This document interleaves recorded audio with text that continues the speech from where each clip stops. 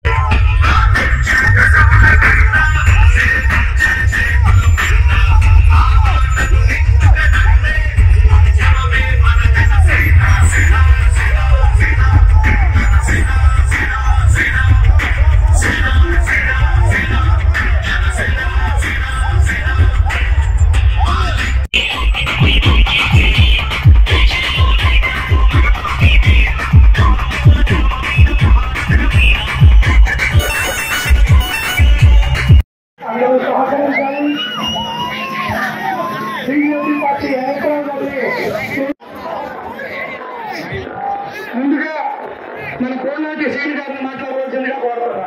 ఇవాళ మాట్లాడాల్సిందే. తిరిగి మళ్ళీ డబల్ మెజారిటీగా చూపించి పల్నాటి గడ్డ మీద మరలా ప్రపంచం చూపిద్దాం. చివరిగా ఒక్క మాట మనందరికి మహాశక్తి సూపర్ 6 గురించి తెలుసు. కానీ ఇక్కడ ఒక్క విషయం కూడా గమనించుకోవాలి. మనకి కళలకు రెక్కలు అనే విషయంలో నారా భువనేశ్వరి గారు మహిళా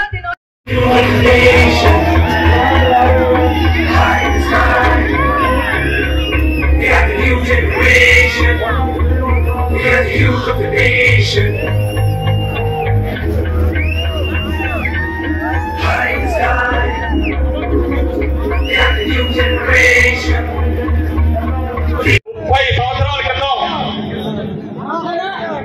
కనీసం 30 యూత్ జనరేషన్ తెలియదు. 30 సంవత్సరాల ముందు చూసిన వాళ్ళకి తెలిసింది పమిడిపాడు గ్రామం అంటే రాజకీయ కక్షలు, కొట్టుకోవడం, బాంబులు వేసుకోవడం ఇదే సంస్కృతి. 30 సంవత్సరాల క్రితం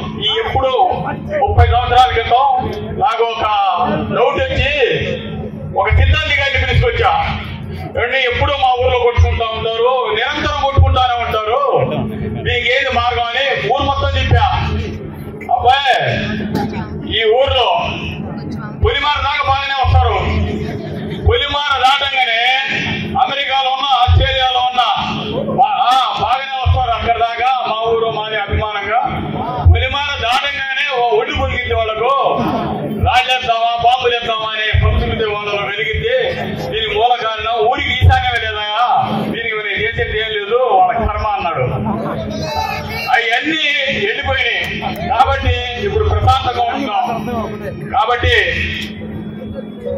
ఇక పోతే ఇంకోటి చెప్పాలా, ఈ మధ్య విమర్శిస్తున్నానని ఏమనుకోబాగండి, తెలుగుదేశం నాయకులు కొంతమంది ఇంకా అప్రభావం వదల్లా మా మీద. ఇక వదలండి, అపోహలు వదలండి. మా కుటుంబం ఎలాంటిదో మీ అందరికీ తెలుసు.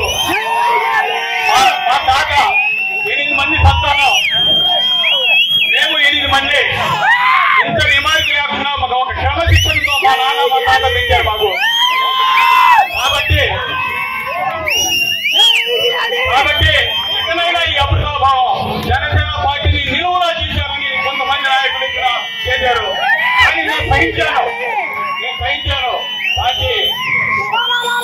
నేను పవన్ కళ్యాణ్ చూసి మరియు కృష్ణదేవరాయలు గారి మాటిచ్చానని ఇవన్నీ మర్చిపోయి చాలా సహనంతో